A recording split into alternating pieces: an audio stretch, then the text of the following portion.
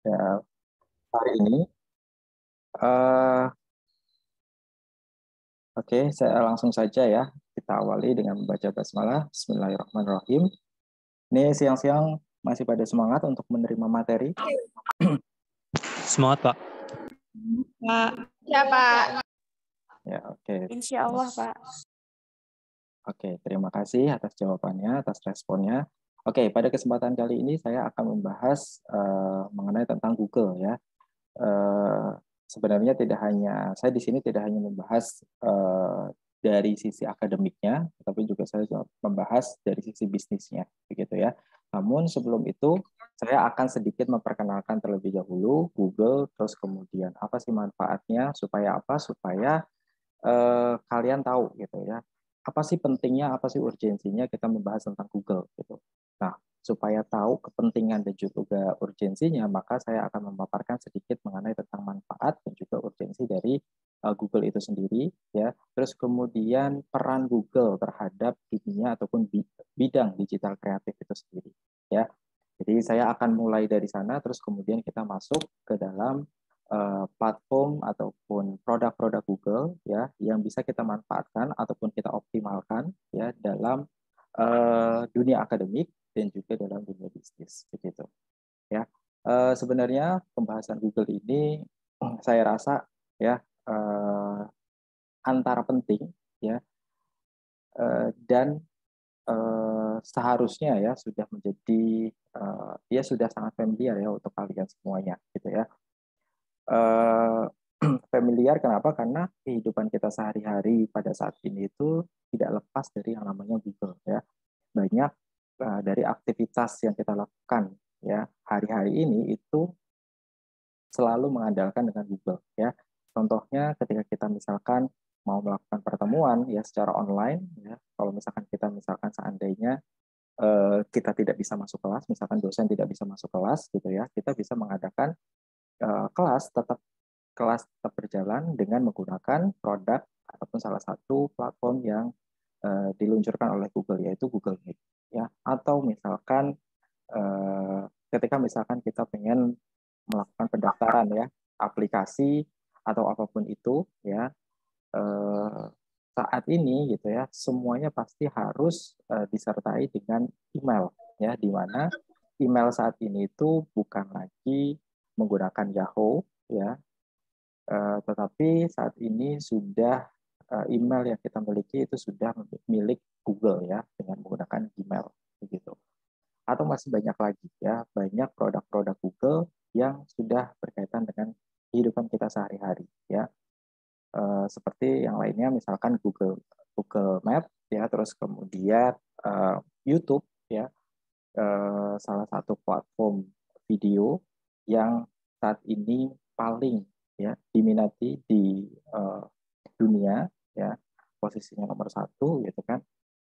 Nah itu juga bagian dari kehidupan kita sehari-hari. Makanya saya nyatakan bahwa saya yakin dari kalian semua ini sudah sangat familiar dengan Google. Namun ya kalian paham ataupun familiar dengan Google itu hanya sebatas permukaan gitu, tetapi belum mengenal secara lebih dalam. Gitu. Sebenarnya ada apa saja sih gitu kan produk-produk Google ini, terus kemudian apa yang bisa kita manfaatkan untuk menunjang sisi akademik kalian, atau misalkan apa yang bisa dimanfaatkan ataupun dioptimalkan untuk menunjang bisnis yang kalian sedang jalankan, misalkan seperti itu. Nah itu belum sampai ke sana mungkin ya, karena apa namanya saya rasa kalian belum ada kepentingan untuk ke sana. Nah, maka dari itu pada kesempatan kali ini saya akan memperkenalkan lebih jauh kepada kalian ya eh, produk-produk ya ataupun platform yang diluncurkan oleh Google ya yang dapat menunjang kedua bidang ini, yaitu bidang akademik dan juga bisnis. Oke, kita mulai terlebih dahulu dengan pengertian ataupun dengan pengenalan apa sih itu Google. Nah, Google ini adalah sebuah perusahaan teknologi multinasional yang berbasis di Amerika Serikat. Ya. Perusahaan ini didirikan pada tahun 1998 oleh Larry Page dan juga Sergey Brin ya, ketika mereka masih menjadi seorang mahasiswa di Universitas Stanford. Ya, Google memiliki banyak layanan, produk, dan juga platform yang sangat populer di seluruh dunia. Ya, hampir sebagian besar ya produk, layanan dan juga platform yang dimunculkan ataupun yang diciptakan oleh Google gitu itu pasti populer ya di seluruh dunia. Salah satu di antaranya yaitu tadi yang sudah saya sebutkan, Gmap ya, Google Map, terus kemudian Gmeet ya, terus kemudian Gmail ya, terus kemudian YouTube ya. Beberapa platform itu adalah platform ataupun produk ya yang sering kita gunakan dalam kehidupan kita sehari-hari untuk menunjang kegiatan kita sehari-hari ya, baik itu kegiatan akademik maupun kegiatan bisnis gitu atau kegiatan ya. Nah, di sini kita juga bisa melihat ya bahwa ada beberapa hal yang memang perlu kita ambil pelajaran ya, bahwa pencipta dari Google itu sendiri ya basicnya adalah seorang mahasiswa ya, yang pada saat itu mereka merupakan seorang mahasiswa Universitas Stanford ya, dan mereka mengembangkan platform Google ini gitu ya dari kamarnya mereka gitu ya, secara otomatis karena mereka masih belum punya rumah tentunya ya, karena masih jadi seorang mahasiswa pada saat itu ya. Dan Google ini menjadi populer gitu itu tidak serta-merta ya, tidak misalkan 1 tahun dia membuat platform Google gitu itu langsung bisa dikenal gitu kan. Jangankan untuk dunia ya, dikenal dunia, untuk Amerika saja waktu itu masih awal-awalnya masih belum ya, ketika dia meng-create ataupun uh, memproduce ya platform ini gitu ya, menciptakan ya platform ini awal-awalnya memang belum dikenal gitu. Nah, ini menandakan bahwa kita ya itu bisa kok melakukan menghasilkan sebuah karya gitu. Meskipun karya yang kita ciptakan, karya yang kita hasilkan pada saat dibuat pertama kali itu mungkin belum viral, belum dikenal ya, ataupun belum mendatangkan hasil gitu, ya. Itu nggak masalah, dan jangan jadikan hal tersebut alasan untuk kita tidak produktif begitu ya, karena akan ada timingnya, akan ada waktunya yang tepat untuk karya yang kita buat, kata yang kita ciptakan itu bisa dikenal, bisa bermanfaat dan bisa menghasilkan begitu ya. Nah, ini ada satu cerita ketika kalian tahu ya, ini teman-teman AKS sudah pada kenal saya sebelumnya, beda dengan MBS dan juga PBS yang belum kenal saya. Kalian tahu kalau misalkan saya sebelumnya ada di travel umrah, haji dan wisata dunia Islam, begitu ya, di mana saya pernah menduduki posisi manajer. Nah, ketika saya menjadi manajer gitu, saya sering diamanahi untuk mewakilkan ya owner saya gitu ya sebagai pembicara narasumber ya pada suatu event ya ataupun suatu kegiatan atau seminar atau apapun itu begitu. Nah, ketika saya menjadi pembicara, baik itu saya pernah di UNY, di GOR UNY menjadi pembicara. Waktu itu ada Bazar Muslim, ya Bazar Festival Muslim di UNY, terus kemudian ada di UGM, saya pernah juga, terus kemudian menjadi dosen tamu di UIN Surakarta, di UIN Jogja, UIN uh, Sunan Kalijaga, ya saya pernah menjadi dosen. Nah, ketika saya menjadi pembicara, ya itu kan saya harus memperkenalkan ya produk saya, perusahaan saya dan lain sebagainya. Nah, karena saya ingin memperkenalkan produk saya dan juga perusahaan saya waktu itu, maka saya bertanya sebelum kali mengisi ya menjadi narasumber dan lain sebagainya, bertanya kepada owner saya kapan awal pertama kali dibuat dan terusnya gitu kan, kenapa membuat ini gitu kan, yang tadinya padahal owner saya ini seorang pekerja, seorang staff, terus kemudian keluar menjadi pengusaha pakaian, terus kemudian beralih ke travel gitu. Nah, itu bagaimana ceritanya, kemudian diceritakan bahwa yang menjadikan dia membuat travel umroh sampai sekarang berjalan gitu dan semakin membesar gitu, itu awalnya gara-gara satu tulisan yang pernah ditulis oleh salah satu owner saya yang laki-laki. Pada saat itu owner saya Ustadz Agus beliau di tahun 2004 gitu, dia pernah pergi umroh bersama keluarganya, waktu itu anaknya ada 4 kalau nggak salah gitu kan, tapi dengan backpacker gitu. Jadi suami istri dengan 4 anaknya dengan umroh backpacker gitu. Jadi sehingga yang seharusnya biaya yang dia keluarkan itu lebih dari 100 juta itu terpotong, terpangkas karena ketika dia umroh backpacker gitu, itu banyak hal-hal hal yang terpangkas, gitu ya. Hotelnya, terus kemudian pesawatnya, dan lain sebagainya itu banyak yang terpangkas. Gitu. Nah, ketika dia melakukan perjalanan itu di 2004, kemudian dia menceritakan, kalau nggak salah di 2005, menceritakan itu, menuliskan, terus kemudian dimasukkan, ya di submit ataupun di-upload di website yang dia punya, Blogspot waktu itu, belum website ya, masih Blogspot yang dia punya. Nah, itu dipublish di sana, terus kemudian di bawahnya ada kontak. 10 tahun kemudian, tulisan itu memberikan dampak, gitu ya. 10 tahun loh, bayangin, di 2015 itu memberikan dampak. Dampaknya apa? Banyak dari teman-teman, dari orang-orang yang membaca tulisan beliau, gitu ya, itu mengkontak beliau, ya, mengkontak beliau, menanyakan bagaimana cara berumur backpacker dan lain sebagainya. Nah, terus kemudian beliau itu mengumpulkan orang-orang yang mengontak ini, dikumpulkan, dibuatlah komunitas umroh backpacker, gitu kan. Kemudian beliau mencoba untuk berani memberangkatkan orang-orang tersebut. Jumlahnya ada 30 orang waktu itu. Itu diberangkatkan pertama kali di tahun 2015. Gitu.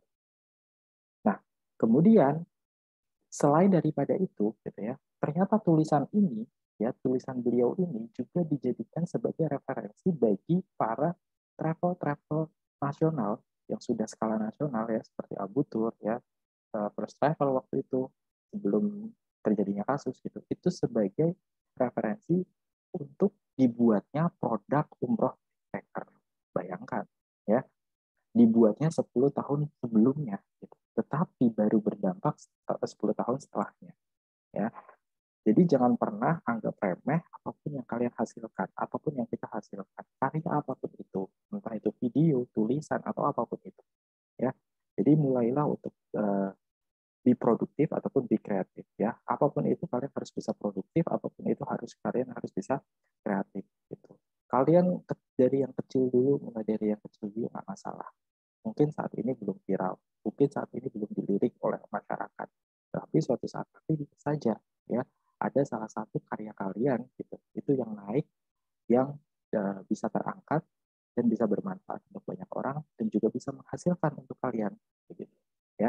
Jadi ini pembelajaran dari apa yang pernah saya alami, ya, atau dari cerita, ya, yang pernah saya dapatkan, dan juga pembelajaran dari si pendiri, ya, dari Google itu sendiri, yaitu Larry Page dan juga Sergey Brin. Gitu. Oke, kemudian kita melihat kepada sejarah, ya. Kurang lengkap kalau misalkan kita berbicara sesuatu yang yang fenomenal, ya, bisa dikatakan yang dibutuhkan oleh kita dalam kehidupan keseharian kita tidak mengetahui sejarah, ya. Karena di dalam Al-Quran sendiri itu selalu bilang bahwa kita itu harus belajar sejarah gitu untuk mengetahui orang-orang sebelum kita gitu, supaya kita mengambil ibroh darinya, pembelajaran dari begitu, ya.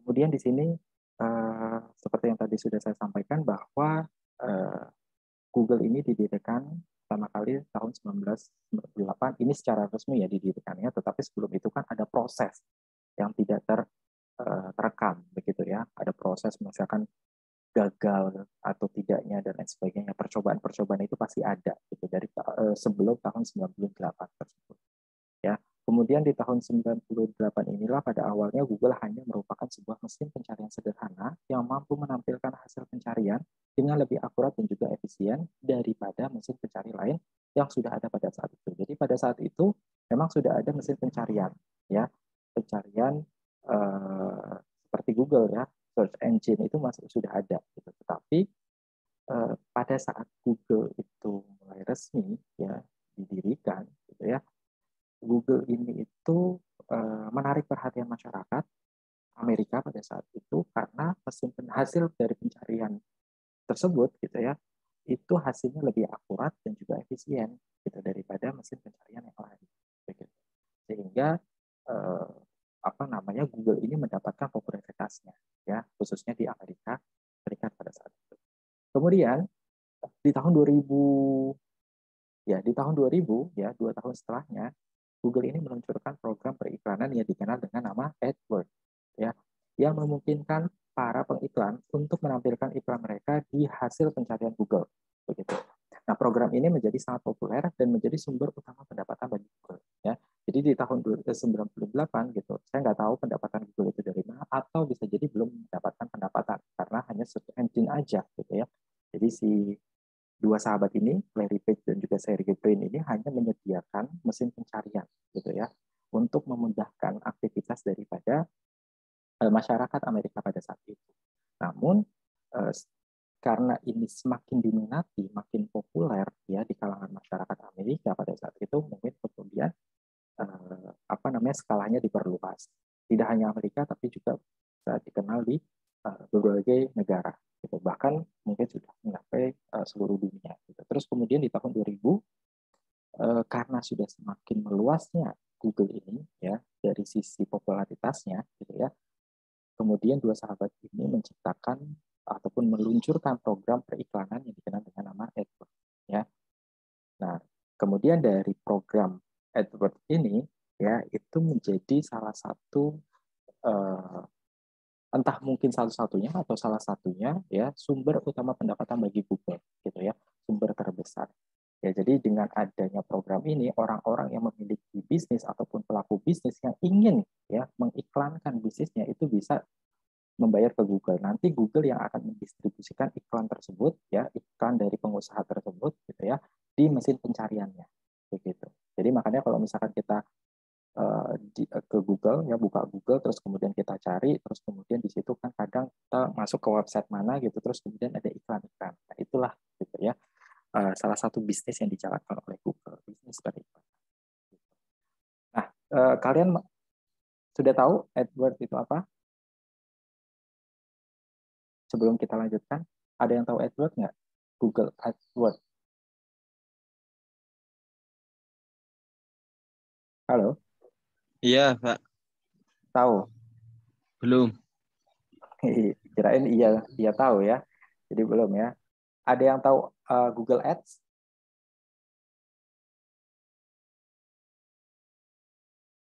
Kalau Tahu aja Pak, tapi nggak terlalu dalam.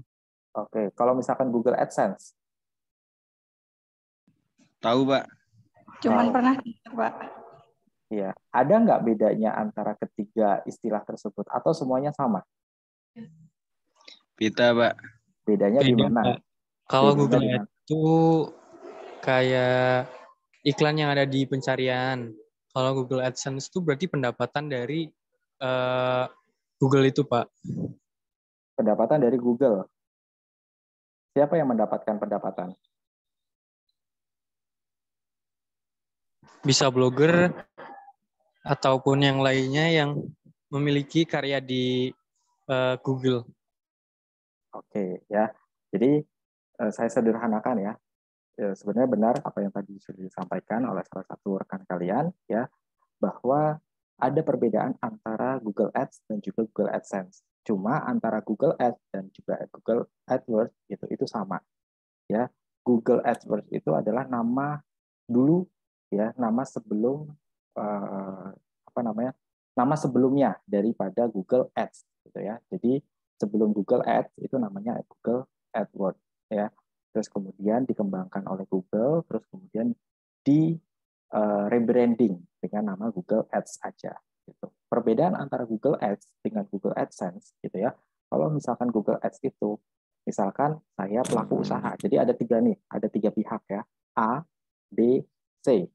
Si A ini adalah pelaku usaha, si B ini adalah Google, si C ini adalah katakanlah konten kreator ya. Konten kreator ini umum sekali ya, bisa berupa kontennya itu bisa berupa video, audio ataupun berupa tulisan. Ya, paham ya? Jadi ada tiga pihak. Nah, Google Ads itu adalah ketika seorang pemilik usaha ataupun pelaku usaha mendaftarkan ya kepada Google, mendaftar ke Google gitu untuk melaksanakan Google Ads ya, dengan tujuan untuk mempromosikan produk yang dimiliki oleh pelaku usaha tersebut. Misalkan saya pelaku usaha, saya memiliki yang namanya usaha misalkan travel. Kemudian saya mendaftar ke Google untuk dipromosikan usaha saya, produk saya, jasa saya, yaitu travel. Ya. Nah, Yang membayar siapa? Yang membayar adalah pelaku usaha. Saya membayar kepada Google karena saya ingin ya produk saya itu diiklankan oleh Google. Begitu. Nanti Google yang mendistribusikan. Gitu. Jadi saya harus membayar kepada Google. Yang dibayar apa? Jasa Google, ya, jasa untuk mengiklankan produk saya. Nah, kemudian kalau Google AdSense, si konten kreator ini mendaftar kepada Google, gitu ya, untuk menerima iklan yang tadi ditawarkan, yang tadi diminta gitu ya oleh pelaku usaha untuk didistribusikan. Ya, jadi ini si konten kreator ini memiliki akun misalkan YouTube katakanlah, ya, atau misalkan website ataupun situs, ya, kayak misalkan portal berita, ya, terus kemudian website-website yang lain gitu. Itu kan kadang kalau misalkan kita melihat website, membuka website, sorry, itu kan kadang ada iklan, gitu ya. Nah, itu adalah website yang sudah melakukan pendaftaran Google AdSense. Gitu. Sehingga ketika misalkan di website tersebut ataupun di konten tersebut ada iklannya, ya, itu berarti konten kreator tersebut sudah mengajukan pendaftaran untuk pendaftaran Google AdSense. Gitu.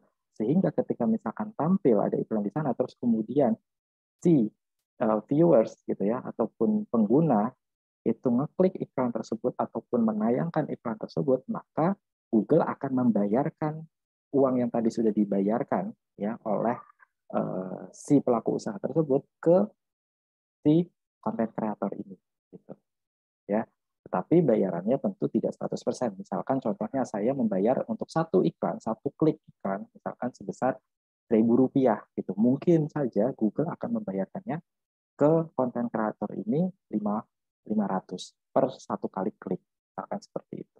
Ya, nah itu perbedaan antara Google AdWords, Google Ads dan juga Google AdSense, begitu. Ya, itu sederhananya. Oke, terus kemudian kita lanjutkan. 4 tahun selama periode 4 tahun itu dari 2000 ke 2004, ya, selama beberapa tahun tersebut, gitu ya, Google terus mengembangkan produk dan layanannya, termasuk Google Maps, terus kemudian Google Earth, dan juga Google News. Nah, ini ada pengembangan dari beberapa produk yang sudah dimiliki oleh Google. Nah, pada tahun 2004, Google meluncurkan layanan email gratis yang dikenal dengan nama Gmail, yang kini menjadi salah satu layanan email paling populer di dunia. Kalau misalkan sebelumnya kita menggunakan Yahoo, ya, dulu kan emailnya itu pasti yahoo.com, gitu ya. Kalau sekarang itu sudah tidak lagi, tapi gmail.com. Ya, jadi Yahoo ini tergerus oleh keberadaan Gmail, ya, karena Gmail mungkin lebih accessible, gitu kan, lebih mudah diakses, ya. Terus kemudian banyak ekosistemnya itu lebih luas, ya, karena kalau misalkan kita buka Gmail, ya, kita bisa melakukan chat, ya, ada di situ ada Google Chat, ya, terus kemudian ada Gmeet-nya juga, kita bisa melakukan panggilan saat itu juga ketika kita buka Gmail, ya. Jadi bisa bisa terintegrasi gitu kan karena sistem ataupun apa namanya ekosistemnya gitu itu saling support satu sama lain. Terus kemudian bisa sinkron juga dengan misalkan Google Calendar, ya. Contohnya kalau misalkan saya mendapatkan undangan gitu ya, itu bisa langsung terkonek gitu ya, tersinkron dengan Google Calendar saya. Jadi nanti di Google Calendar saya itu sudah ada jadwalnya gitu loh, berdasarkan undangan-undangan yang masuk ke Gmail tadi gitu. Terus kemudian eh, bisa terkonek juga dengan misalkan Google Drive, ya, atau misalkan Google yang lainnya, ya, produk-produk Google yang lainnya. Terus kemudian yang berikutnya, ya, di tahun 2005, 1 tahun setelahnya, Google meluncurkan Google Maps, sebuah layanan pemetaan online yang memungkinkan yang tadinya masih dalam pengembangan, terus kemudian diluncurkan di tahun 2005. Ya, sebuah layanan pemetaan online yang memungkinkan pengguna untuk mencari lokasi dan rute dengan mudah. Ya, layanan ini sangat populer dan telah menjadi bagian penting dari banyak aplikasi dan layanan online saat ini. Ya, jadi Google Maps ini sebenarnya sama apa ya produk yang sama pentingnya sama dengan Google Search, ya. Jadi tapi bedanya kalau misalkan Google Map ini lebih kepada pemetaan. Jadi kalau misalkan kalian bingung misalkan di sebuah daerah pengen tahu gitu kan rumah makan terdekat dari tempat tinggal kalian di sebuah daerah tertentu ada atau enggak ATM misalkan, terus kemudian hotel ya penginapan gitu. Itu bisa menggunakan Google Map. Ya, karena saya sendiri pun saat ini kalau misalkan mencari misalkan lokasi makanan, terus kemudian tempat wisata, ya, terus kemudian eh, hotel, ya, atau apapun itu yang berkaitan dengan lokasi ini, gitu ya, itu saya membukanya bukan Google search engine-nya lagi, tetapi lebih kepada Google Map, gitu. Karena di Google Map, gitu, kita bisa langsung melihat review, gitu, review dari pengunjung sebelumnya, gitu ya, dari banyak orang, gitu. Misalkan saya pengen ke oh saya di Solo nih, lagi di Solo, kira-kira Solo itu ada apa namanya, ada wisata apa aja ya, gitu. Ternyata misalkan di sana ada keraton, gitu. Oh ya, saya lihat, saya klik keraton, terus kemudian saya lihat reviewnya, oh keraton kayak gini, terus kemudian saya lihat foto-fotonya, gitu kan, foto-foto dari para pengunjung sebelumnya, gitu kan, oh ternyata kayak gini, gitu. Sehingga kita bisa memutuskan jadi keraton nggak ya, gitu. Kalau misalkan seandainya oh keratonnya lagi banyak renovasi, jadi kita nggak bisa masuk, terus kemudian kita tidak bisa menikmati, terus kemudian banyak kotoran dan lain sebagainya, misalkan seandainya seperti itu. Nah itu kan kita bisa bisa akhirnya, atau misalkan oh ya keratonnya lagi tutup sementara karena lagi ada renovasi ataupun revitalisasi dan lain sebagainya, gitu. Jadi kita nggak perlu langsung datang, gitu, karena sudah ada di sana penjelasan oh sedang ada ini, gitu kan, dari pengunjung sebelumnya, gitu kan. Nah, itu akan lebih membantu kita, gitu kan. Karena di Google Maps sendiri, gitu, itu ada salah satu apa ya, fitur kontribusi, ya. Dan saya juga sering melakukan itu, ya. Dengan tujuan apa? Saya juga bisa membantu apa namanya, orang lain, gitu ya, ketika mereka ingin berkunjung ke tempat yang sudah pernah saya kunjungi, begitu. Ya, contohnya seperti ini, sedikit mungkin saya akan share. Dan ini saya lakukan sebenarnya kalau dulu saya pernah melakukan tapi paling cuma sekali, gitu kan, 2 kali. Terus kemudian ketika saya lihat, gitu ya, ada salah satu momen, gitu, di mana foto saya, hasil foto saya, gitu, itu ternyata dilihat sebanyak 30.000 orang, gitu. Pak, satu foto itu dilihat 30 ribuan orang, gitu. Itu. Nah, terus kemudian saya ada email, gitu, dari Google, gitu kan, kontribusinya kenapa, gitu, dulu itu waktu awal-awal itu. Terus kemudian sejak saat itulah baru saya mulai aktif untuk upload, gitu, video ketika misalkan saya berkunjung ke satu tempat tertentu, gitu ya. Nah ini misalkan ya, dari satu foto dari 119 foto yang saya upload di Google Map, ya, terus kemudian saya berikan ulasan sedikit, ya, baik itu penjelasan secara umum ataupun misalkan penjelasan secara detail, misalkan kekurangan ataupun kelebihannya apa, gitu kan. Contohnya ini di Hotel Grand Jury yang kemarin minggu lalu saya berkunjung ke sana, terus kemudian saya memberikan apa namanya, ulasan, ya, sedikit ulasan, ada kelebihan, ada kekurangan dan lain sebagainya. Nah kelebihannya misalkan saya nyatakan bahwa lokasinya strategis, gitu kan, dekat kemana-mana dan lain sebagainya, itu menjadi sebuah kelebihan tersendiri. Kekurangannya, ya, saya jabarkan di situ kalau nggak salah makannya kurang bervariatif, gitu. Itu yang menjadi salah satu kekurangan untuk selevel bintang 4, begitu. Nah, itu juga direspon oleh pihak hotel. Nah, dari 119 foto yang sudah saya upload, ada 210, ya, orang yang melihat foto saya, begitu.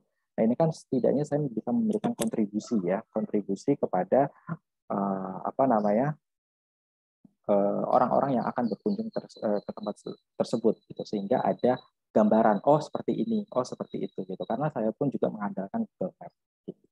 Ya, dan ini juga bisa dilakukan oleh kalian sebagai pelaku usaha. Kalau misalkan kalian punya apa namanya, kalau misal, oh di sini kalian udah ngeliat belum ininya, screen saya? Belum, Pak. Oh ya, Ya, Pak. yang Google Map-nya belum ya? Oke, saya tampilkan. Sudah lihat Udah, Pak. tampilan Google Map saya? Sudah, Pak. Sudah, Pak. Ya. Nah, di sini kalian bisa lihat ya, dari 119 foto yang sudah saya upload, sudah dilihat sekitar 200.000, gitu. Dan ini belum lama-lama, gitu, belum lama ini, gitu, saya uploadnya, gitu. Nah, kenapa saya melakukan kontribusi ini, gitu kan? Karena tujuan saya adalah untuk memberikan informasi kepada orang-orang, ya, yang akan berkunjung ke tempat yang sudah pernah saya kunjungi, gitu. Karena saya pun juga mengandalkan Google Map, gitu. Saya biasanya suka melihat review dari mereka, misalkan pengen ke restoran ini makanannya enak gak gitu, karena saya belum pernah ke sana, saya ngeliat reviewnya gitu, oh ternyata banyak yang bilang nggak enak makanannya, apa namanya, tempatnya kotor gitu kan, terus menunggunya lama. Daripada saya ke sana terus saya kecewa, saya lebih milih ke tempat yang lain yang reviewnya bagus gitu. Dan ini juga bisa kalian manfaatkan kalau misalkan kalian sebagai pelaku bisnis ya. Kalau misalkan kalian punya bisnis, terus kemudian punya toko dan lain sebagainya, kalian bisa memasang Google Map ini gitu kan untuk mengidentifikasi bahwa kalian lokasinya ada di sini, terus kemudian pelanggan-pelanggan kalian, kalian bisa mintakan ke pelanggan kalian untuk bisa memberikan testimoni ataupun komentar ataupun ulasan ya di Google Map kalian. Gitu. Sehingga orang-orang itu akan percaya dengan apa namanya, produk kalian ataupun usaha yang sedang kalian jalankan gitu. Dan ini akan menaikkan tingkat kepercayaan masyarakat gitu terhadap brand ataupun produk yang akan kalian tawarkan gitu. Ya, ini bisa kalian manfaatkan juga. Oke. Kita lanjutkan. Itu baru tahun 2005, terus kemudian tahun 2006, setahun setelahnya Google meluncurkan layanan video sharing yang dikenal dengan nama YouTube. Ya, layanan ini menjadi sangat populer dan menjadi salah satu situs web terbesar di dunia. Ya, bahkan ketika saya pernah ngisi 1 tahun lalu, kalau nggak salah, saya mengisi pelatihan di salah satu pondok pesantren di Solo Raya, pelatihan digital marketing dan juga digital kreatif ya, kalau nggak salah itu. Di situ ada satu data yang saya tampilkan, data ini bersumber dari Hotsuite, gitu ya, mengatakan bahwa dari pengguna internet ya yang ada di dunia, gitu kan, platform yang paling sering dikunjungi gitu oleh pengguna internet di dunia itu adalah YouTube. Dulunya memang bukan YouTube. YouTube itu kalau nggak salah urutan ketiga sebelumnya atau urutan kelima gitu, saya lupa gitu kan. Namun saat ini 2 tahun terakhir ketika pandemi gitu kan, YouTube itu menduduki posisi pertama. Gitu. Naiknya YouTube ini menandakan bahwa memang orang-orang saat ini itu lebih prefer kepada video gitu kan dibandingkan misalkan dengan foto aja gitu kan, visual aja tanpa adanya audio gitu kan, dalam artian foto yaitu Instagram ya, bisa kita sebut Instagram, atau hanya yang sifatnya tulisan gitu kan, kayak misalkan website ya dan lain sebagainya. Orang itu lebih cenderung sekarang suka dengan video. Dan memang pada saat pandemi orang kan tidak bisa kemana-mana ya, orang tidak bisa kemana-mana sehingga untuk mencari hiburan yaitu melalui video tadi ya, melalui YouTube gitu. Makanya penggunaan YouTube gitu ya pada saat pandemi ini sangat meningkat drastis ya, terbukti dengan layanan TV berbayar ya. TV berbayar itu meningkat juga, Netflix, terus kemudian Disney Hotstar, terus kemudian views dan lain sebagainya, video ya dan lain sebagainya itu meningkat gitu. Namun setelah pandemi gitu, layanan video berbayar ini semakin berkurang ya, itu efek daripada sebuah fenomena. Oke, kemudian lanjut dari tahun 2006 ke 2007 hingga 2015. Jadi 2007 ke 2015 Google itu terus berkembang dan juga mengembangkan produk dan layanannya hingga saat ini, termasuk layanan cloud computing, sistem operasi mobile Android, dan juga berbagai produk dan layanan yang terkait dengan kecerdasan buatan ataupun AI ya, atau AI ya, pembelajar dan juga pembelajaran mesin. Termasuk di dalamnya ada Internet of Things ya. Internet of Things itu adalah yang sekarang ya ini mungkin sekarang ini atau beberapa tahun terakhir ini lagi populer ya di beberapa negara maju khususnya gitu ya, seperti misalkan menghubungkan antara produk fisik gitu kan kepada internet ya. Misalkan contohnya kita bisa mengkontrol kunci rumah gitu kan dengan menggunakan smartphone kita gitu kan. Terus kita bisa mengkontrol AC gitu kan, atau apapun perabotan yang ada di rumah gitu kan dengan handphone gitu, dengan menggunakan smartphone kita gitu. Jadi terkoneksikan. Nah, Google juga mengembangkan hal tersebut begitu. Kemudian di tahun 2015 Google ini memutuskan untuk memisahkan bisnis intinya menjadi sebuah perusahaan induk ya bernama Alphabet Inc. ya, dengan Google sebagai anak perusahaan utamanya ya. Jadi dipisahkan antara Google dengan perusahaan induknya yang bernama Alphabet Inc. ini gitu ya, di mana Google ini menjadi anak perusahaan utama gitu karena pendapatannya mungkin yang paling besar gitu sehingga dijadikan sebagai anak perusahaan utamanya. Oke. Nah, inilah sedikit mengenai tentang sejarah daripada Google itu sendiri ya, dari tahun 1998 hingga tahun 2015. Tentunya saat ini pun gitu ya Google selalu mengembangkan produk-produknya ataupun menciptakan produk-produk baru di kemudian hari, begitu ya, yang disesuaikan dengan fenomena-fenomena yang ada di zamannya ya, di waktunya gitu ya. Gitu. Nah, seperti yang tadi ya, penggunaan nama AdWords ya. Kenapa AdWords? Karena dulu itu iklannya itu kan berupa kata-kata, makanya ada word-nya ya. Kalau sekarang sudah lebih umum lagi ya, sehingga diganti menjadi Google Ads gitu ya. Nah, itu salah satu bentuk pengembangannya. Gitu. Terus kemudian ada lagi apa ya yang berubah itu? Oh ya, Google Cloud ya, Google Cloud platform sebelumnya kalau nggak salah. Terus kemudian berubah jadi Google Cloud aja. Jadi lebih diumumkan lagi. Gitu, karena sekarang penggunaannya itu lebih meluas dan lain sebagainya. Gitu. Oke, kemudian kita lanjutkan ke manfaat seperti yang tadi saya sampaikan. Gitu, perlu ataupun penting saya sampaikan ini ya supaya kalian sadar bahwa banyak loh manfaat yang diberikan oleh Google dan kita bisa memanfaatkan itu secara optimal, gitu, secara maksimal, begitu ya. Baik itu di bidang akademik maupun di bidang bisnis, ya, di bidang usaha, begitu. Nah, salah satu di antaranya ataupun beberapa di antaranya adalah akses informasi, ya. Jadi kemudahan akses informasi yang diberikan Google gitu. Ini memudahkan kita untuk mencari informasi ya. Jadi Google ini memungkinkan pengguna untuk dengan mudah menemukan informasi tentang hampir segala hal yang Iya lah, tidak segala pas berwujud. Kamu sendal. ya sudah ngobrolnya. Oke, hal yang mereka butuhkan ya, dari mencari misalkan resep masakan hingga mencari informasi medis gitu ya. Google dapat memberikan jawaban yang relevan dan juga akurat dalam hitungan detik ya. Ini kenapa di sini mencari resep masakan ya, karena memang saya kalau misalkan searching itu biasanya searchingnya lebih kepada resep gitu kan, terus kemudian informasi medis ya, misalkan obat gatal itu apa gitu kan, lebih hal-hal yang seperti itu ya. Apa namanya, tapi biasanya langganan, ada salah satu langganan ya, situs langganan yaitu Halodoc ya, itu yang menjadi situs langganan saya untuk bertanya misalkan, oh ya kalau misalkan apa flu ini eh, obatnya apa atau apa gitu kan, gatal-gatal di tangan gitu kan dan lain sebagainya, obatnya apa dan lain sebagainya gitu ya. Oke. Tetapi ya sebenarnya tidak hanya terbatas pada misalkan mencari resep atau misalkan informasi medis gitu ya. Kalian juga bisa mengakses informasi dari Google itu ya tentang segala hal ya, termasuk diantaranya mengenai tentang misalkan pembelajaran gitu ya. Makanya di kelas saya gitu, kalian sudah tahu sendiri, saya mengizinkan kalian untuk menggunakan handphone kalian gitu ya dengan apa namanya kebutuhan pembelajaran ya. Di lain itu saya tidak mengizinkan, tetapi kalau misalkan tujuannya untuk pembelajaran, untuk mensupport ataupun sebagai media pembelajaran, itu saya perkenankan gitu ya. Dengan harapan apa? Dengan harapan bahwa ketika misalkan ada kata-kata yang kalian tidak tahu, kalian bisa langsung mencarinya ya di mesin pencarian Google ya.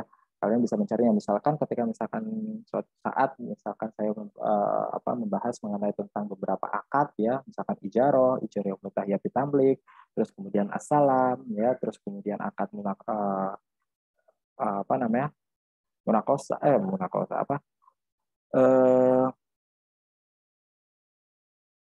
masakoh ya, terus kemudian muzaroah, mukhabaroh ya, musyarakah ya, mudorobah, murabahah dan lain sebagainya. Misalkan kalian nggak tahu itu ya, kalian bisa langsung cari ya, mencari istilah-istilah tersebut. Karena bagi saya kalau misalkan sifatnya masih definitif ya, atau misalkan istilah-istilah gitu, buat saya itu bukan levelnya mahasiswa untuk menanyakan hal tersebut ya. Levelnya mahasiswa itu ketika bertanya kepada dosen ataupun bertanya kepada temannya yang sedang mempresentasikan sesuatu, itu levelnya sudah kepada hal-hal yang sifatnya kritis gitu, atau misalkan lebih sifatnya ke studi kasus gitu kan, sehingga ada diskusi di sana gitu ya, tidak hanya sekedar arti dari ini itu apa gitu ya, arti dari misalkan musyawarah itu apa gitu. Itu kan hal yang definitif ya, yang bisa sangat mudah kalian temukan kalau misalkan kalian membuka buku, kalau misalkan kalian buka Google ya, itu bisa sangat mudah untuk didapatkan gitu kan. Beda kalau misalkan pertanyaannya itu lebih levelnya lebih tinggi lagi gitu. harapan saya seperti itu. Ya, jadi di kelas saya itu harapannya tidak ada pertanyaan-pertanyaan yang sifatnya definitif tadi, ya. Istilah-istilah ditanyakan gitu kan. Karena menurut saya itu bukan level mahasiswa gitu ya.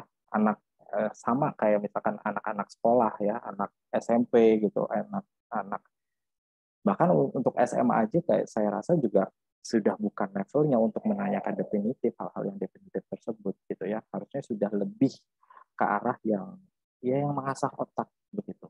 Ya, itu harapan saya. Terus kemudian yang kedua, ya manfaat dari Google ya yang bisa kita optimalkan adalah komunikasi ya sebagai media komunikasi. Google menyediakan berbagai layanan komunikasi termasuk Gmail, terus kemudian Google Meet ya, Google Chat ya yang memungkinkan pengguna untuk terhubung dengan orang lain secara online ya. Hal ini sangat penting dalam era digital di mana banyak orang bekerja dari jarak jauh atau membutuhkan cara untuk berkomunikasi dengan keluarga dan teman di seluruh dunia. Begitu ya. Ini udah sering ya kita lakukan ya, termasuk juga penggunaan Gmail dalam mengumpulkan tugas ya, terus kemudian Google Meet ketika misalkan saya tidak bisa masuk kelas, terus kemudian kita ganti kelasnya menjadi online ya, kita bisa menggunakan Google Meet ya, atau misalkan kalau misalkan kalian kerjasama dengan teman kalian, misalkan satu kelompok, kalian bisa mengoptimalkan Google Chat ya untuk mendiskusikan hal-hal yang berkaitan dengan pembelajaran. Atau misalkan bisa dikaitkan juga dengan di bidang bisnis ya, tidak hanya di bidang akademik. Email sangat dibutuhkan di bidang bisnis, terus kemudian Google Meet juga sangat dibutuhkan dalam bidang bisnis ya. Kemudian apalagi kalau misalkan Maaf Pak, mungkin bisa diganti ke PowerPoint lagi karena masih Google Maps. oh masih Google Map ya, ya Allah saya lupa ya. Tadi kenapa tidak di ini? Oke, nanti bisa di ini ya, kalau misalkan seandainya ini bisa ditegur dulu aja sayanya ya. Oke, kita lanjutkan. Yang ketiga adalah produktivitas. Manfaat daripada Google itu meningkatkan produktivitas. Ya, Google menyediakan berbagai alat produktivitas ya seperti Google Drive, Google Doc, Google Sheet yang memungkinkan pengguna untuk membuat, mengedit dan berbagi dokumen secara online. Ya, hal ini sangat membantu bagi pengguna yang bekerja dalam tim atau yang perlu mengakses dokumen dari berbagai perangkat. Ya, ini dari sisi akademik ataupun dari sisi bisnis ya itu sangat bermanfaat sekali ya. Misalkan Google Drive ya, ketika misalkan kalian mengumpulkan biasanya kalau saya ngasih tugas ya ke mahasiswa saya termasuk ke kalian itu kan biasanya saya mintanya kolektif ya, dikumpulkan secara kolektif ya. Nanti kalau misalkan kolektif itu kan kadangkala Gmail itu mempunyai keterbatasan ya, batasan maksimal pengiriman ataupun attachment itu kan sampai 25 MB kalau nggak salah. Nah, kalau misalkan lebih daripada 25 MB gitu, biasanya Google itu menyarankan untuk menggunakan Google Drive gitu. Jadi, kalian menguploadnya ke Google Drive, nanti terus kemudian Google Drive kalian itu, link dari Google Drive kalian itu dikirimkan ke email saya. Nah, nanti saya bisa mengakses Google Drive kalian gitu dari link yang sudah kalian share tersebut begitu. Ya, atau misalkan sama kayak misalkan dulu ketika misalkan saya pergi ke Turki waktu itu atau misalkan ke India ya, itu kan saya mengambil banyak stock shot ya. Stock shot ini saya gunakan nantinya untuk video promosi ya. Nah, saya mengambil banyak stock shot ya di beberapa negara, misalkan katakanlah Turki. Nah, saya kan nggak bisa langsung edit karena memang nggak mungkin juga ketika saya melakukan perjalanan terus kemudian membawa jamaah ya, saya ngedit juga gitu. Itu kan nggak mungkin gitu. Sehingga biasanya gitu setelah misalkan saya mengumpulkan banyak gambar ya, saya mengumpulkan video stock shot-nya gitu ya.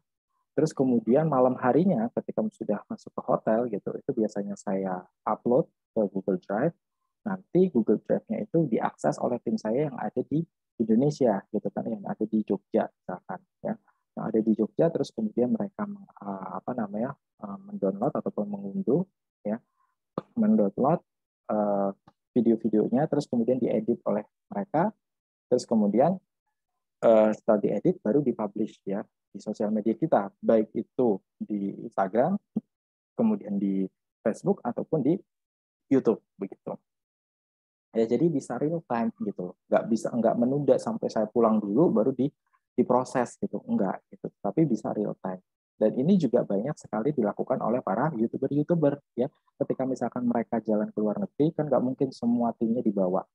Ya, memungkinkan ya bagi yang sudah besar YouTubernya ya.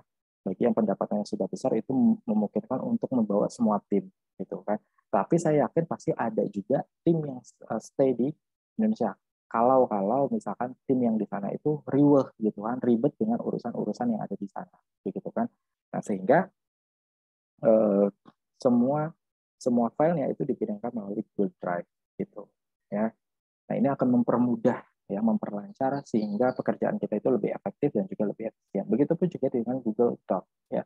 Google Doc ini juga pernah kita lakukan, pernah kita gunakan ya, khususnya kemarin ketika kita menyusun modul atau misalkan eh, lagi kita rapat menentukan kurikulum ya, mata kuliah dan lain sebagainya. Ya, itu misalkan kita share dokumen gitu kan, di mana beberapa orang itu bisa langsung mengubah gitu loh dokumen tersebut, merevisi ya. Misalkan saya merevisi bagian A, terus kemudian Pak Asep merevisi bagian B, kemudian Bu Healthy mengubah bagian C gitu kan, secara bersamaan gitu dengan satu dokumen yang sama gitu ya. Jadi nanti nggak usah perlu dicocokkan, nggak perlu gitu kan dengan adanya Google Doc ini, ataupun juga sama juga dengan yang namanya Google Sheet ya. Google Sheet juga seperti itu ya. Jadi akan mempermudah kita untuk melakukan pekerjaan begitu ya, dan pekerjaan kita akan lebih efektif dan juga efisien. Kemudian bisnis ya. Manfaat yang keempat adalah bisnis. Google ini memiliki berbagai fitur dan juga produk yang sangat berguna untuk bisnis ya, seperti Google My Business. Di sini ada yang sudah menggunakan Google My Business? Yang punya usaha mungkin? Belum. Belum. Pak. Tapi tahu nggak Google My Business? Iya, tahu, Pak. Ya. Jadi kalau misalkan kalian tahu, terus kemudian kalian punya usaha, kalian bisa mengoptimalkan dan juga bisa memaksimalkan ini untuk bisnis kalian. Ya. Kemudian ada Google Ads yang tadi sudah saya singgung, terus kemudian ada Google Analytics. Ya. Nah, Google Analytics ini adalah untuk menganalisis ya siapa sih pangsa pasar kalian, gitu. Ya. Biasanya kalau misalkan kalian di YouTube itu ada ya siapa yang melihat konten kalian di YouTube. Ya, dari mana aja kotanya gitu, kota yang terbesar yang paling sering melihat kalian itu di kota mana gitu kan. Nah, itu bisa menjadi kalian bisa memprofiling ya pangsa pasar kalian. Oh, ternyata orang-orang yang minat dengan video saya itu adalah rata-rata misalkan perempuan daripada laki-laki gitu kan.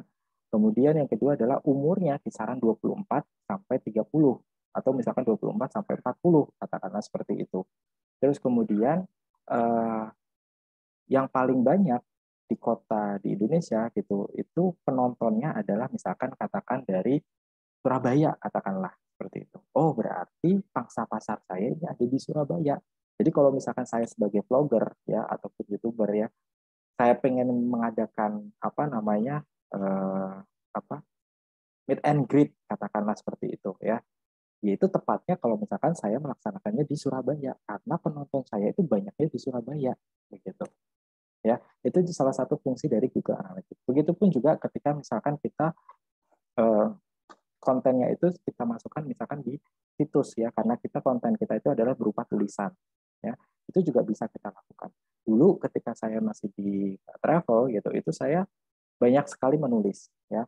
Tulisan yang saya tulis itu berkaitan dengan umroh, haji, terus kemudian wisata ya. Adapun pembahasannya bisa pembahasan mengenai tokoh ya, tokoh yang ada di beberapa negara gitu kan. Terus kemudian pembahasan mengenai tentang sejarah ya dari lokasi-lokasi yang kita tuju ya. Terus kemudian kita juga membahas mengenai tentang tip and tricks ya. Kita membahas juga tentang kuliner dari beberapa negara yang akan kita tuju ataupun yang sudah kita tuju ya. Terus kemudian do and doesn't gitu kan, ataupun eh, yang perlu yang boleh kita lakukan dan yang tidak boleh kita lakukan di sebuah negara dan lain sebagainya. Nah, itu bisa kita lihat gitu, kita lakukan analisis gitu. Siapa sih yang sering mengunjungi situs kita ataupun website kita gitu kan. Ternyata kalau misalkan dilihat, ini pengalaman saya ya. Jadi sebelum saya melakukan pembuatan produk development ya, sebelum membuat produk ya, trip umroh gitu ataupun haji ataupun wisata dunia, saya selalu melihat Google Analytics ini. Saya melihat siapa pangsa pasar kita. Saya ingin mengidentifikasikan hal tersebut gitu, ya, dengan melihat Google Analytics. Nah, ketika saya lihat ternyata yang sering mengunjungi website kita, yang kepo dengan website kita gitu, itu adalah apa?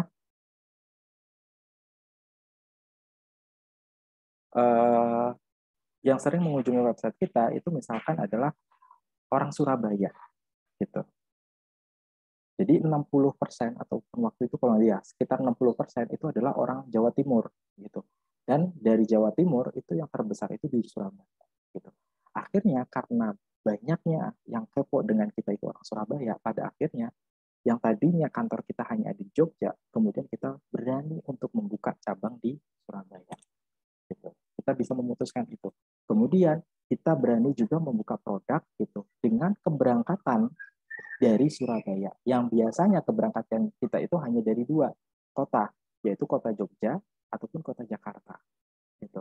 Nah, karena kita melihat dari hasil analisis tadi itu ternyata banyak peminat kita ataupun viewers kita itu dari Surabaya ataupun dari Jawa Timur secara umumnya gitu, maka kita membuka di Jawa Timur dan perwakilannya ada di ataupun cabangnya itu ada di kota Surabaya.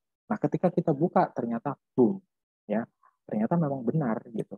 Oh iya, ternyata banyak orang Surabaya ini yang minat dengan travel kita. Kemudian kita pun buat produk yaitu berdasarkan profiling yang sudah kita buat gitu. Oh, karena banyaknya orang Surabaya, maka keberangkatan juga kita tambahkan tidak hanya di Jogja ataupun di Jakarta, tapi kita juga bisa membuat keberangkatan yang dari Surabaya. Gitu. Ya, nah itu bisa membantu bisnis kita. Ya, ataupun misalkan kalau misalkan kalian punya YouTube dan lain sebagainya, kalian bisa menggunakan ini untuk membuat konten yang yang akan datang, gitu kan? Oh, ternyata konten yang paling diminati oleh masyarakat yang banyak viewersnya itu adalah konten misalkan tentang mukbang ya, atau misalkan tentang reaksi gitu. Nah, maka kalian bisa membuat itu terus gitu, karena yang paling diminati adalah itu. Atau misalkan vlog seharian ya, keseharian kalian itu di vlogin gitu, itu yang paling banyak peminatnya ataupun paling banyak viewersnya, itu bisa kalian banyak gitu konten-konten tersebut. Ya, meskipun ya tidak terus itu gitu kan, tapi kalian bisa dibanyakin di konten yang bertemakan seperti itu, yang paling sering diminati masyarakat ataupun penonton. Oke, kemudian yang terakhir adalah hiburan. Ya, Google ini menyediakan berbagai layanan hiburan seperti YouTube, Google Play, dan juga Google Stadia. Mungkin saya yakin sebagian besar dari kalian tidak kenal dengan Google Stadia, ya, karena memang karena tidak familiar, ya, iklannya kurang, ya, terus kemudian kurang dikenal, ya, sehingga baru-baru ini Google Studio ini sudah tidak beroperasi, sudah ditutup oleh Google, gitu ya. Asumsi saya sih karena memang Google Stadia ini ya kurang terdengar, ya kurang familiar oleh kita. Tidak seperti produk ataupun platform yang pernah diluncurkan oleh Google seperti YouTube, Google Play, Gmail, ya, Gmeet, dan lain sebagainya. Nah, secara keseluruhan, Google sangat penting dalam kehidupan kita saat ini, ya, karena memberikan akses mudah ke informasi, memfasilitasi komunikasi dan produktivitas, membantu bisnis meningkatkan kinerja, dan juga menyediakan hiburan yang menyenangkan. Nah, itulah manfaat dan juga urgensi daripada Google. Ya, jadi Google ini memang sangat dibutuhkan dalam kehidupan kita saat ini. Nah, terus kemudian apa sih perannya Google gitu dalam dunia ataupun dalam bidang digital kreatif itu sendiri, gitu ya? Nah, perannya ya diantaranya pemasaran digital. Ya, Google Ads memungkinkan para profesional kreatif untuk membuat iklan digital yang menarik dan memasarkannya kepada audiens yang relevan dan tertarget. Ya, seperti yang tadi saya sampaikan bahwa kalau misalkan kalian tahu ya bagaimana cara menggunakan Google Analytics, ya kalian bisa mentargetkan audiens kalian. Ya, karena kalian sudah tahu, oh ya profil dari pangsa pasar saya itu seperti ini. Gitu. Jadi ketika kita mendaftarkan Google Ads ke Google, ya ya iklannya bisa kalian customize, ya. Bisa kalian misalkan, oh saya nggak mau se-Indonesia nih, iklan saya fokuskan ke Jawa Timur aja, karena orang-orang yang melihat produk saya itu adalah rata-rata orang Jawa Timur. Jadi saya khususkan aja untuk Jawa Timur, gitu. Atau misalkan saya khususkan aja untuk Pulau Jawa, gitu. Jadi untuk Pulau Sumatera, Kalimantan, Sulawesi, ataupun Papua, ataupun pulau lainnya itu di skip aja, gitu. Karena jarang yang melihat produk kita itu dari mereka, gitu. Jadi kita fokuskan aja sudah apa namanya kepada orang-orang yang memang sudah penasaran dengan produk kita, gitu. Ya, itu bisa kita targetkan dengan melihat tadi Google Analytics. Oke. Google Ads juga menyediakan berbagai opsi pembayaran iklan yang fleksibel, termasuk model biaya per klik atau biaya per tayang. Nah, ini juga bisa kalian customize. Ya, kalian mau membayarnya itu berdasarkan apa namanya biaya per klik atau biaya per tayang, gitu ya. Itu bebas, gitu. Nah, besarannya pun, gitu ya, besarannya pun itu juga tergantung Google ya. Saya nggak tahu besarannya seberapa gitu, tapi ada pilihan itu. Kalian mau berbayarnya itu per klik, biaya per klik, ataupun per tayang. Kalau klik itu sekali klik, berarti kalian sudah harus bayar. Kalau misalkan tayang, harus tayang dulu, gitu ya. Harus tayang dulu, baru kalian membayar. Gitu. Terus kemudian SEO, ya, ini juga yang sering saya gunakan ketika saya menulis artikel di website saya dulu ya, di sekolahumroh.com. Search Engine Optimization, ya, itu selalu saya gunakan.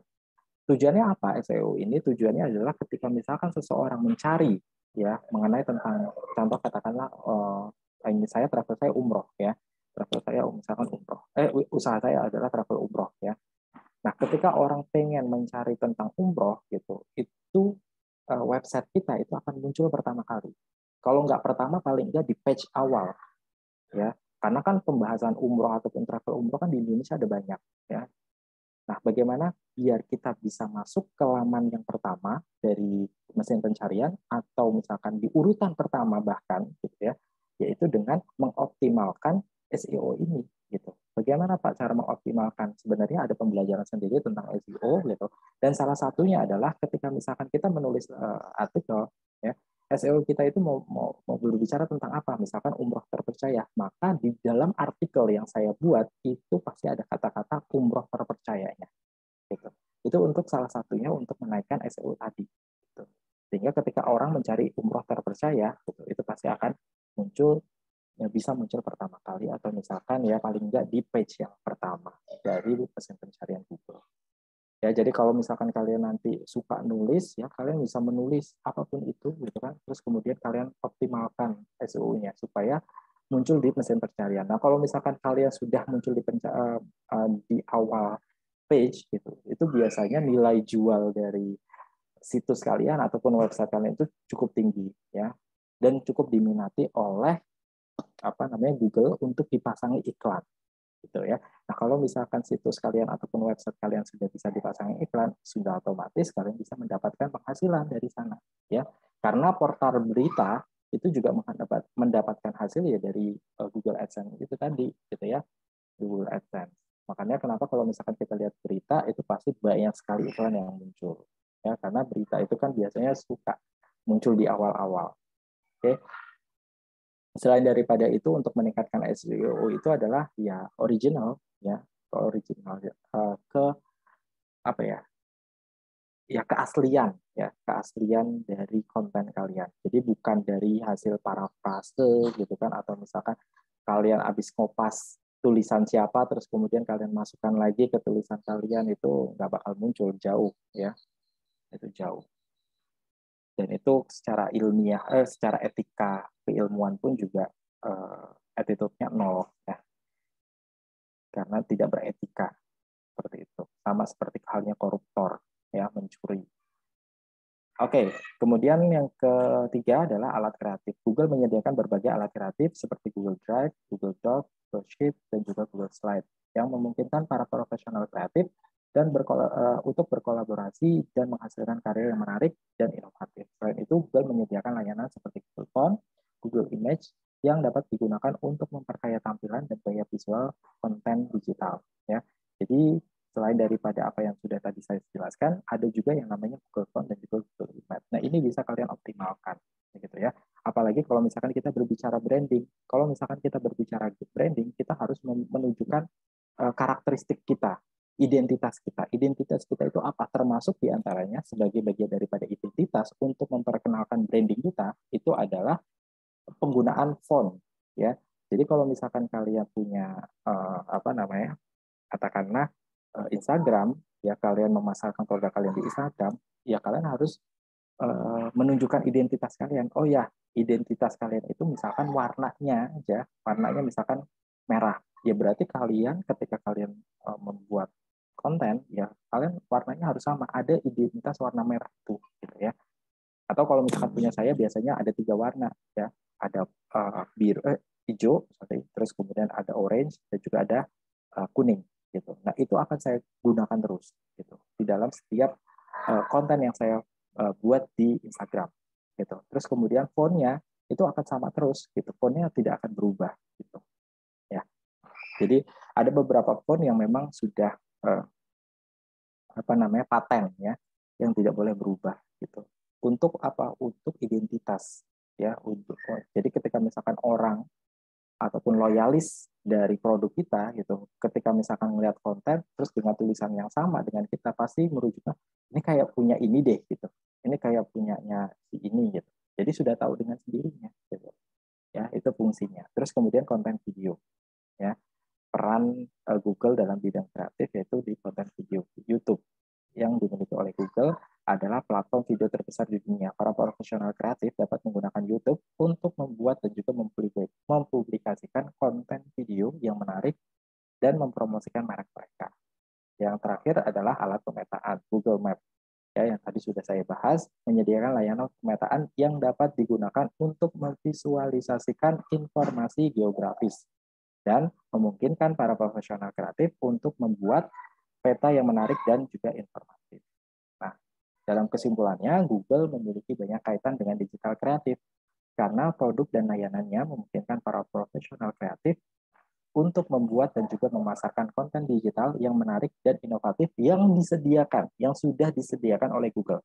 Hanya saja kita perlu memanfaatkan dan juga perlu untuk memaksimalkan dan juga mengoptimalkannya. Ya, mungkin itu, ya. Ini sebenarnya masih ada lagi, ya, informasi dan fakta karena waktunya sudah lebih, ya. Kita banyak di sini membahas tentang karyawan Google, terus kemudian pendapatan Google, inovasi Google, teknologi Google, ya, kebijakan privasi Google dan lain sebagainya. Termasuk juga kita membahas tentang manfaat Google Search untuk akademik apa saja, terus kemudian untuk bisnis apa saja. Ya, ini sebenarnya sudah saya singgung, ya, beberapa hal kayak misalkan meningkatkan visibilitas. Tadi salah satunya dengan cara meningkatkan SEO, ya. Terus kemudian produk Google, ya, yang berkaitan dengan akademik itu ada Google Scholar, ya. Ini kalau di kelas pun juga sering saya sampaikan, ya, kalau misalkan kalian pengen mengambil referensi, ya, itu dari jurnal, ya, kalian bisa menggunakan Google Scholar, ya.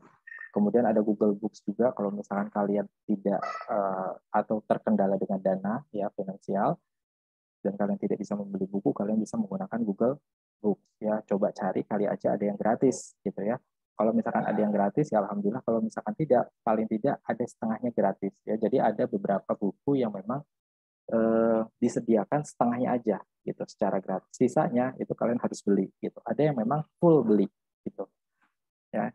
Terus kemudian ada Google Drive, ya, seperti kemarin PKM juga saya karena tim, ya, jadi saya share-nya di di Google Drive, sehingga tim saya itu bisa mengakses, ya, Google Drive saya berkaitan dengan PKM, ya, pengabdian kepada masyarakat.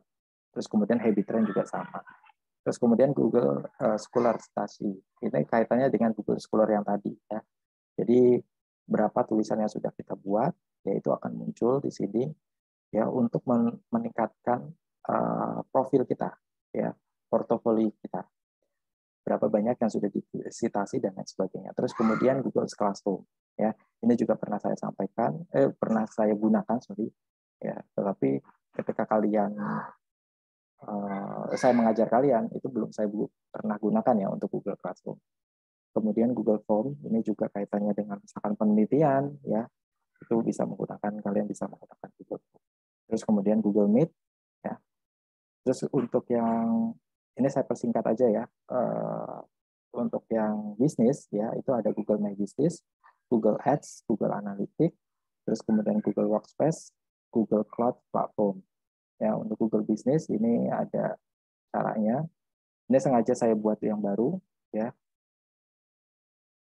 Sebenarnya saya sudah ada tapi yang sudah saya jalankan, tapi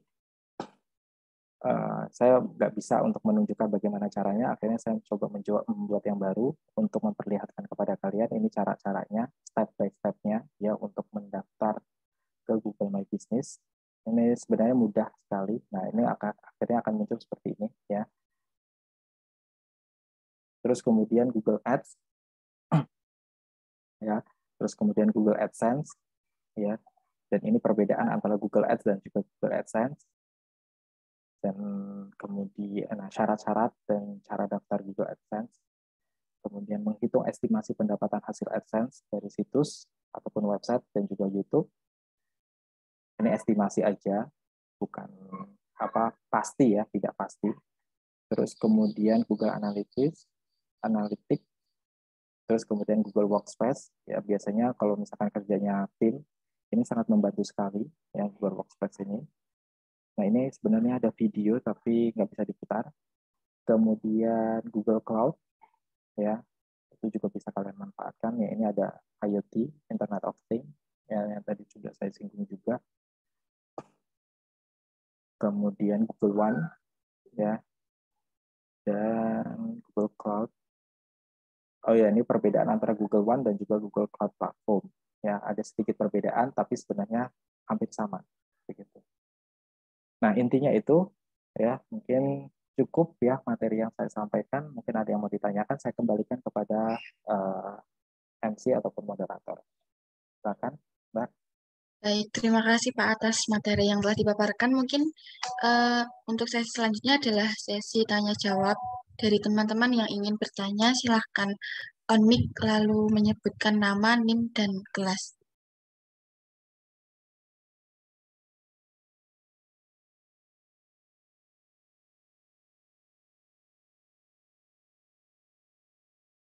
Oh, ini ada yang bertanya, Assalamualaikum. Bagaimana hukum memanfaatkan Google sebagai sumber untuk menentukan sebuah hukum dalam menjawab problematika keagamaan? Oke, saya menjawab ya. Ini mungkin karena kalian tahu kalau misalkan saya mengampu mata kuliah usul fikih dan juga fikih ibadah, kemudian fikih muamalah, terus kemudian dasar-dasar ekonomi Islam, sehingga pertanyaannya mengenai tentang hukum. Bagaimana hukumnya? Selama misalkan misalkan kalian mencari sebuah hukum, ya kalian belum tahu hukumnya apa, terus kemudian mencari sebuah hukum di Google, gitu kan? Terus kemudian kalian mendapatkan satu situs ya atau suatu website yang menjelaskan mengenai tentang hukum tersebut. Hukumnya bagaimana? Selama selama apa yang disampaikan itu ada landasan, ya landasannya itu bisa berdasarkan dari Al-Quran ataupun hadis, ya itu diperbolehkan. Gitu. Tapi saran saya kalian kalau misalkan berkaitan dengan hukum tertentu yang kaitannya dengan perekonomian, kalian seharusnya bisa mencari di fatwa DSN MUI, ya itu adalah resmi ya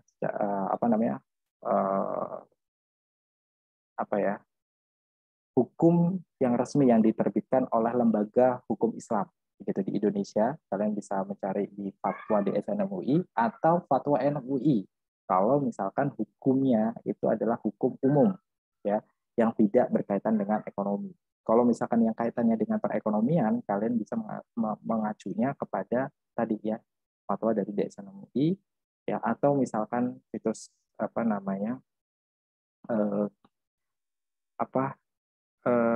Kementerian Agama itu biasanya mereka ya itu menerbitkan ya hukum-hukum tertentu yang baru gitu kan. Contohnya contoh nih kayak kemarin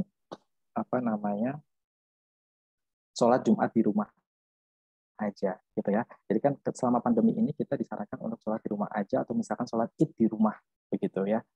Karena adanya peraturan social distancing. Nah, itu ada ya hukum tersebut itu ada di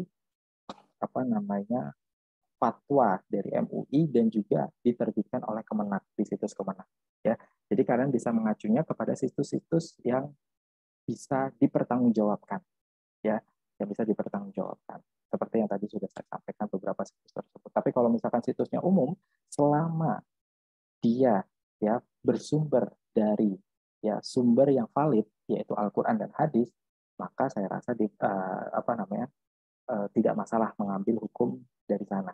Gitu. Tetapi kalau misalkan kalian ada pilihan lain yang lebih valid lagi, ya kalian bisa merujuknya ataupun mengacunya kepada ya tadi DSN MUI ataupun MUI ya kalau di Indonesia, atau misalkan kalian bisa bertanya langsung kepada ustadz ya secara langsung yang ada gitu. Itu akan lebih valid. Itu mungkin jawaban dari saya. Begitu Mas Wahid, sudah bisa menjawab?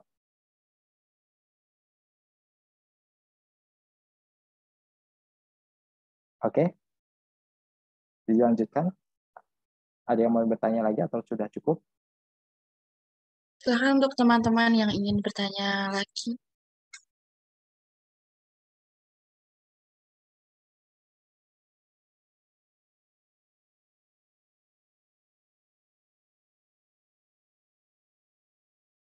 Kayaknya sudah cukup ya. Baik, mungkin sudah cukup untuk sesi selanjutnya, yaitu dokumentasi. Untuk semuanya, teman-teman harap menyalakan kameranya.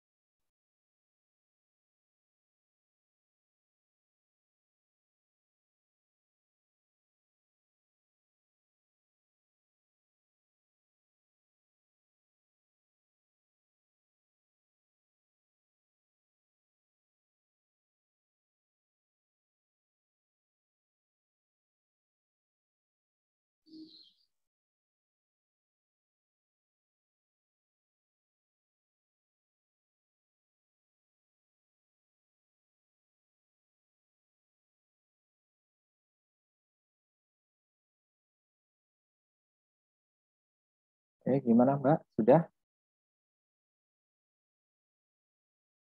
Baik, sudah Pak. Untuk yang terakhir, penutup. Mari kita tutup praktikum pada siang hari ini dengan bacaan Alhamdulillah bersama-sama. Alhamdulillahirrahmanirrahim. Alhamdulillahirabbil